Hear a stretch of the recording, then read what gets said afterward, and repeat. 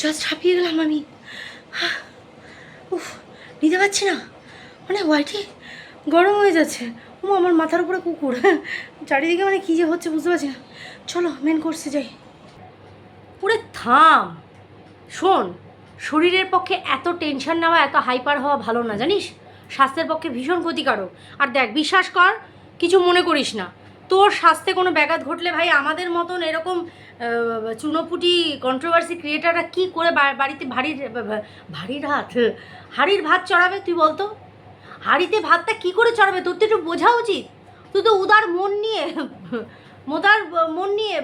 প্যাডেট লাগিয়ে আরও বড় করে দিস, যায় সেটা বড় কথা না, কিন্তু উদার মন নিয়ে তো তুই মানুষের জন্য ভালো চাস বলতো? তো সেখানে দাঁড়িয়ে তোকে তো বুঝতে হবে। এত হাইপার হলে হয়? আজকে তোর কিছু হয়ে গেলে আমাদের কি হবে? গোটা ওয়াইটিটা শূন্য হয়ে যাবে। আর এটা আমি মন থেকে বলছি, তুই সুস্থ থাক, তুই ভালো থাক, প্লিজ এরকম হাইপার হোস না। ওই ডক্টর সিচুয়েশন হয়ে যাচ্ছে। হ্যাঁ, আবার কি পরিমাণ দেখে পেয়ে গেছি আমি, নিতে পারছি না। বলছিস দেবশ্রীদিকে আমার একদম টঙ্গে করে লাগছে। হ্যাঁ, কি ব্যাপারটা কি? মানে কারণটা কি? কী হয়েছে আমাকে খুলে বল, কী হয়েছে? কে কী বলেছে? কার এত বড় সাহস তোকে দুটো কথা বলছে? কার ঘাড়ে কটা মাথা আছে যে তোকে দুটো কথা বলে যাচ্ছে? হ্যাঁ, রাত্রিবেলা তো লাল লিপস্টিক পরে নটাঙ্গি করছি যেন, গিয়ে কাজ নেই, সেটা বড় কথা না।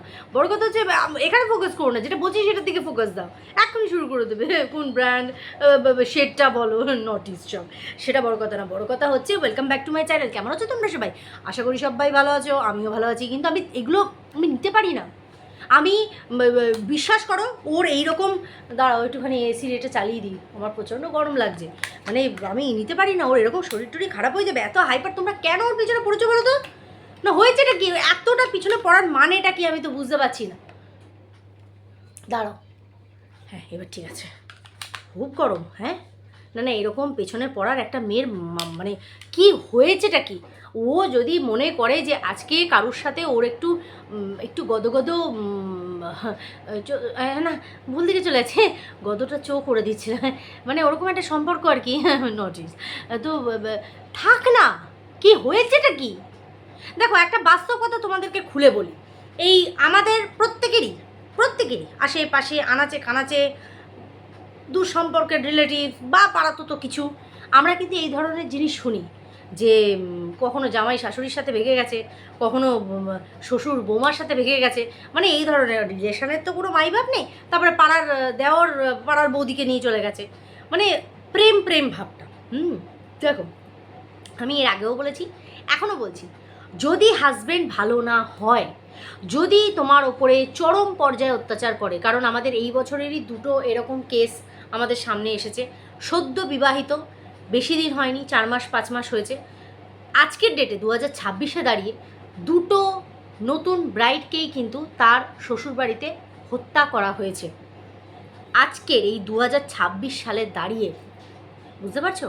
তাহলে সেখানে দাঁড়িয়ে নিজের জীবন একটাই, এই জীবনে যদি মনে হয় যে হাজব্যান্ড ভালো না বা তোমার ওপরে চরম অত্যাচার করছে, তুমি সেখান থেকে চুপচাপ বেরিয়ে আসো। কারণ এটা বলেই ভগবানও স্বয়ং বলেছে যে যদি যেখানে তোমার অপমান নেই, তোমার মান সম্মান, সেখানে কিন্তু চুপচাপ সরে যেতে হয়, কিছু বলতে নেই। বোঝাতে পারছি? এরকম অনেক জায়গায় আমিও কাটিয়ে গেছি, কারণ ওয়াইটিতে আমি দেখেছি কিছু সংখ্যক মানুষকে এখনও মাঝে মধ্যে দেখতে পাই যে তারা বলে নিজেদের স্যাটিসফাই করে। সো সেখানে আমি ধরে জনে কতজনকে মুখ বন্ধ করাবো? কিন্তু নিজের মুখে যে কিছু স্বীকার করে যে হ্যাঁ, আমি যদি বলি হ্যাঁ আমি পয়সা চেয়েছিলাম, আর্জেন্ট পড়েছিল, পয়সা চেয়েছিলাম, সেটা আবার আমি ইমিডিয়েট রিটার্ন করতাম, এটা ছিল আমার বক্তব্য। বাট আমি কোথাও এরকম বলিনি যে ওই টাকার বিনিময়ে আমি তার সাথে কোনো রকম অশ্লীলতা করেছি। সেটা তার মনে হচ্ছে আমি তাকে সিডিউস করেছি। ও মাই ডগ টাইপ সিচুয়েশান। গন্ডগোলটা কোথা থেকে শুরু জানো তো? কালকে যে কুর্তিটা পরে আমি ভিডিও করেছি ইয়েলো কালারের, সব নষ্টের গোড়া ওই শয়তানটা। কারণ ওইটা পরেই আমি ফটো পোস্ট করেছিলাম, যেখানে ভালগার কমেন্ট এসেছিলো, সেটাকে দেখে আমি ব্লক করেছিলাম, আর সেই ব্লক থেকে এত কিছু আমার সাথে ঘটেছিল।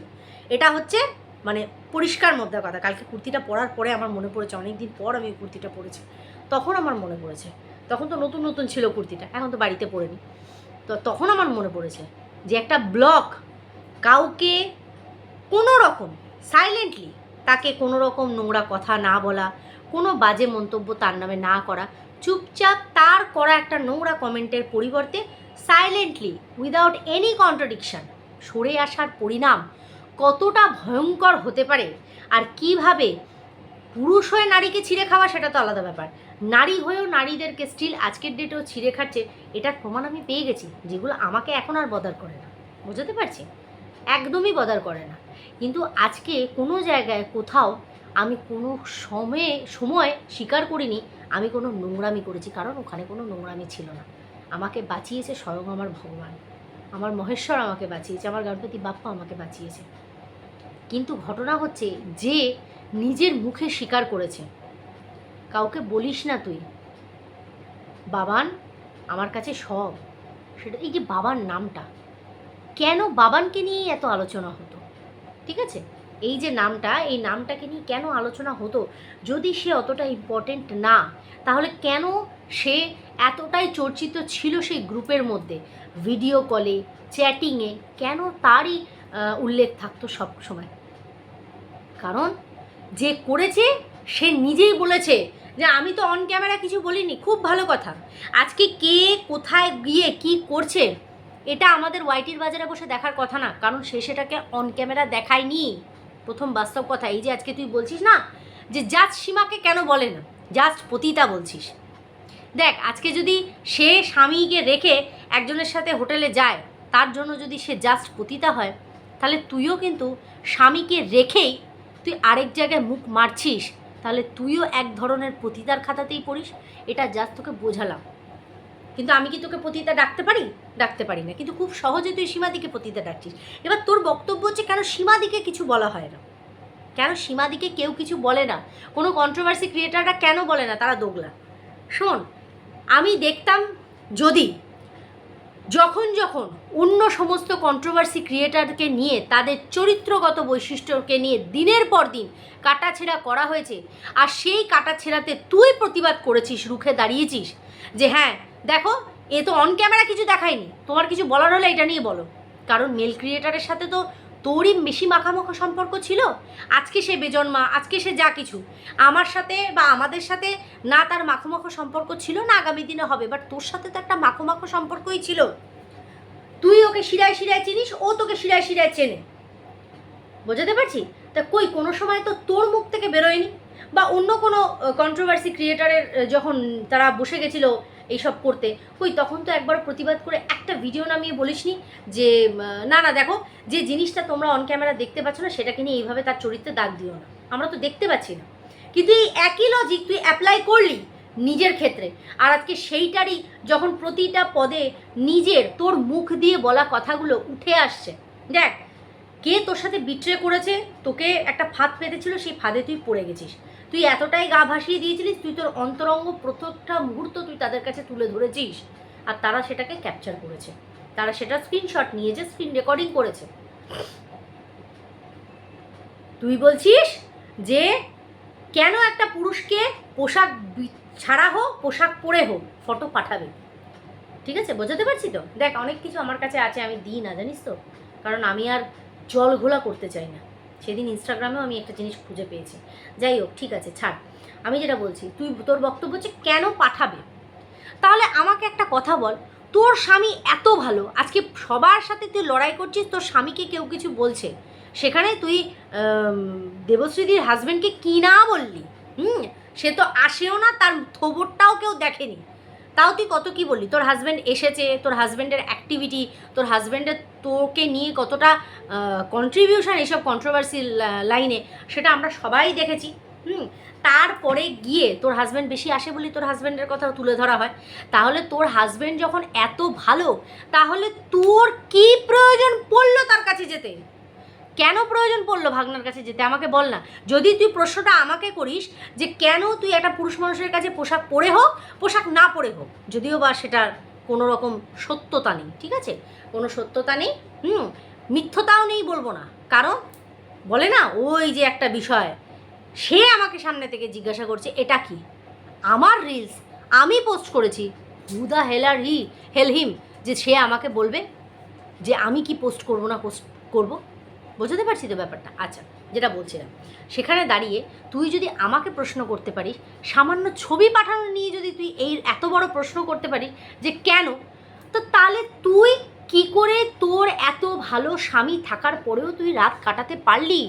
কি করে পারলি? কেন করলি? কি কারণে করলি? কোন মোহে তুই গা ভাসিয়ে দিলি? এমন তো না আজকে 12 বছরের তোদের অভ্যাস যে পরস্পরকে তোরা খাইয়ে দিস, পারলে পরস্পরের মুখে মুখ লাগিয়ে খাস, খুব ভালো কথা। তাহলে যে স্বামী তোকে এত ভালোবাসে সেই স্বামী কেন তোকে হিনাল বলতে বাধ্য হলো? কেন সেই স্বামীকে ছেড়ে তোকে অন্য কারোর কাছে রাত কাটাতে হলো? কেন?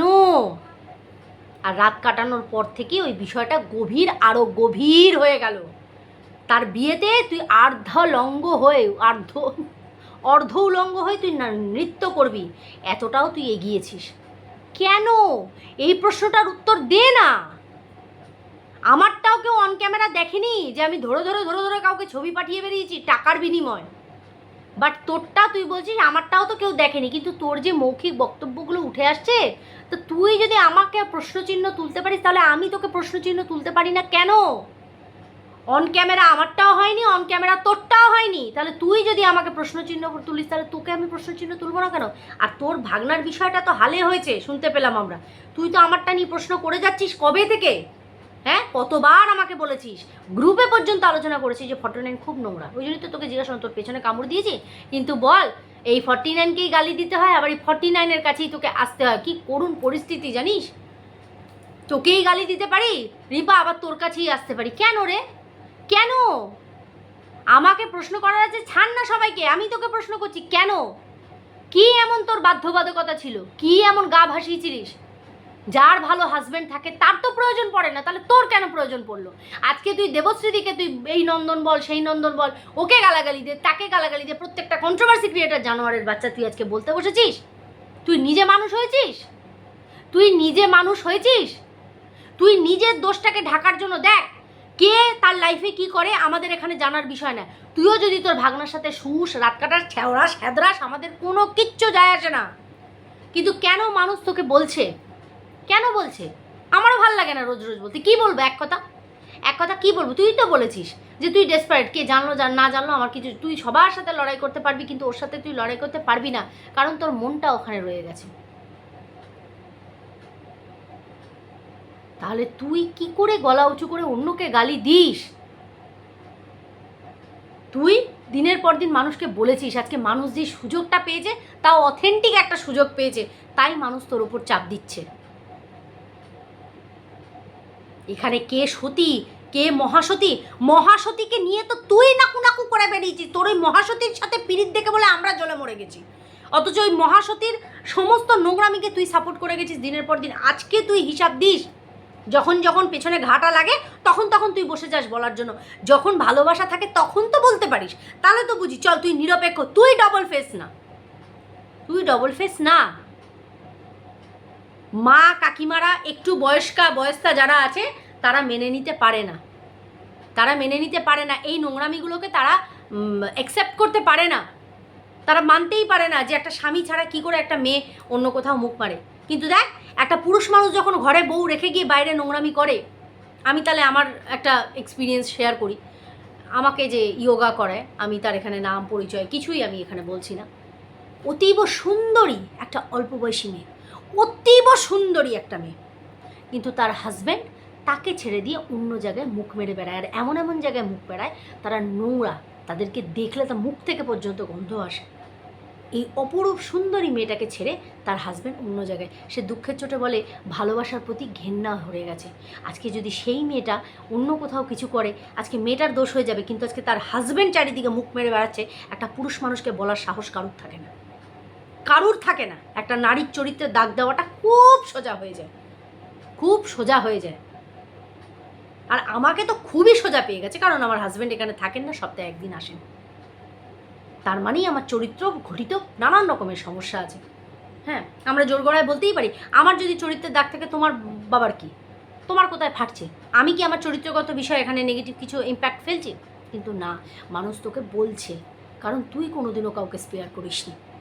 আজকে তুই যতই গলাবাজি কর না কেন, তুই নিজেও জানিস তো কোন জায়গাটা তুই ব্লান্ডার করে রেখেছিস। তোর হাজব্যান্ড কেন তোকে তাড়িয়ে দিচ্ছে না, তোর হাজব্যান্ড কেন তোর সাথে ইয়ে করছে না, বিশেষ করে আমার কাছে একদমই ম্যাটারই করে না, ম্যাটারই করে না। তোর হাজব্যান্ড কী করলো না করলো, সবারই কোথাও সবাই সব কিছু করে উঠতে পারে না, পারছে না তোর হাজব্যান্ড। কালির হাজব্যান্ডেরও যেমন কোথাও না কোথাও একটা বাধ্যবাধকতা আছে, তোর হাজব্যান্ডেরও কোথাও না কোথাও একটা বাধ্যবাধকতা আছে। তার মানে এটা না যে আমাদের জ্বলে পুড়ে যাচ্ছে, এই ওয়ার্ডটাকে তুই ইউজ করিস না। থুতু অন্য কাউকে মারার আগে আয়নায় দাঁড়িয়ে নিজের মুখে থুতুটা মার। গলাবাজি কেন করছিস? হয়ে গেছে ভুল, ভুল হয়ে গেছে, ভুল করে ফেলেছিস। এবার ভুলটাকে 4 বছর ধরে জিরিয়ে রেখেছিস, সেটা আর ভুল না, সেটা একটা গভীর আর গভীর একটা সম্পর্ক। কিন্তু তুই বলতো, তুই নিজের বুকে হাত দিয়ে বলতো, আজকে এই বিষয়টা যদি তোর জায়গায় অন্য কারোর ধরা পড়তো, ABCD ধর আমারই ধরা পড়তো, স্পেয়ার করতিস? ভিডিও করতিস না? দিনের পর দিন কন্টেন্ট করতিস না? ঠোকা মারতিস না? খোঁচা মারতিস না? নোংরামি করতিস না? করতিস, আলবাত করতিস। তখন এটা ভাবতিস না এটা অফ ক্যামেরা হয়েছে না অন ক্যামেরা হয়েছে। ঘটনাটা সেখানে, আর কোনো কারণ নেই, আর কোনো কারণ নেই। সীমাকে কেন কেউ কিছু বলছে না, তোকে কেন কেউ কিছু বেশি বলছে? কারণ তোর বলার অনেকটা ফাঁক রেখেছে। একটা নিরীহ পরিবারকে দিনের পর দিন তুই ছিঁড়ে খেয়েছিস। মানুষ ওটা ভুলতে পারে না, জানিস তো? মানুষ ভুলতে পারে না। নালে তুই ভাগ না কেন, তুই দুনিয়ার লোকের সাথে শুয়ে পড়, কারোর কিচ্ছু ফারাক পড়ে না, কিচ্ছু ফারাক পড়ে না। গলাবাজি করছিস, আমি খালি দেখছি আর অবাক হচ্ছি। তুই একে গালি দিচ্ছিস, তাকে গালি দিচ্ছিস, যাদের হাজব্যান্ডরা চোখের সামনে ঘুরে ফিরেও আসে না, ঠাস ঠাস করে তার হাজব্যান্ডরা চড় মারবে, কী করবে? একটা মরা মানুষের ভিডিও করেছে আর একটা চরিত্র বিক্রি করা, দুটো সমান হলো? চরিত্র ঘটিত জিনিস আর ইয়ে কী বলে ওটাকে, একজন মারা গেছে সেটার একটা ভিডিও করা, দুটো এক হলো? কেন তার হাজব্যান্ড চড় মারেনি ঠাস ঠাস করে যে তুমি একটা মরা মানুষের ভিডিও করছো?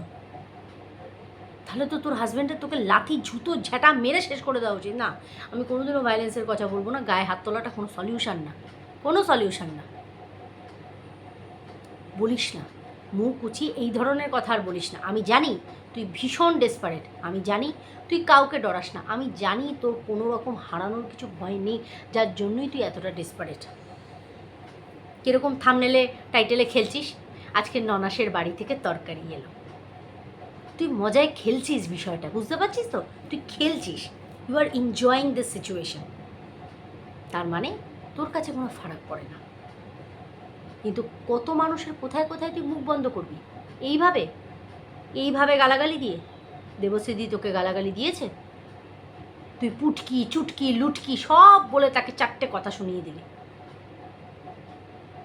তুই তো শুধরে গেছিস, তুই তো পাল্টে গেছিস। আরে কর না ভেতরে ভেতরে নোংরামি, মুখের ভাষাটা ঠিক রাখ।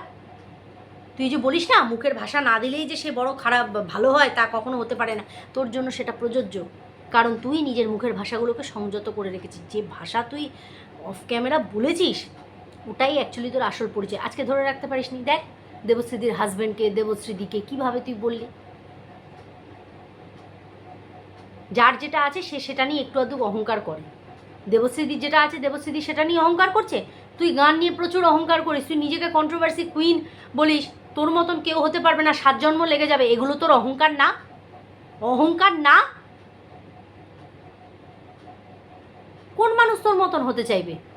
পরকীয়াকে সাপোর্ট করে গেছিস দিনের পর দিন, পরকীয়া রতা পুরুষগুলোকে তুই প্রমোট করে গেছিস দিনের পর দিন, নিজে খোদ পরকীয়া করছিস। তাহলে কোথায় তুই, তোর মতন 7 জন্ম কেন লাগবে অন্য মেয়েদের?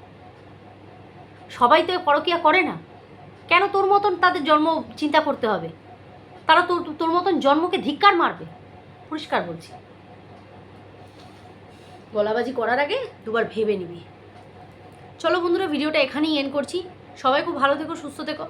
আর দেখো, এগুলো আমাদের সমাজের একটা এমন হয়ে গেছে না, অবিভাজিত অংশ হয়ে গেছে।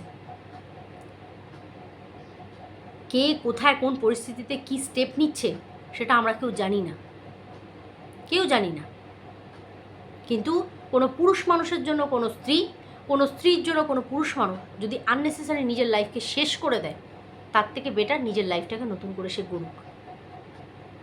এটা আমি বলি, কিন্তু মহিলাদের বলাটা খুব সোজা হয়ে যায়, পুরুষদেরকে কেউ বলতে পারে না। ব্যভিচারিণী একটা নারী, ব্যভিচারিতা একটা পুরুষ হয় না। চলো, সবাই খুব ভালো থেকো, সুস্থ থেকো। অবশ্যই করে দেখা হবে নেক্সট একটা ভিডিওর সাথে। ততক্ষণের জন্য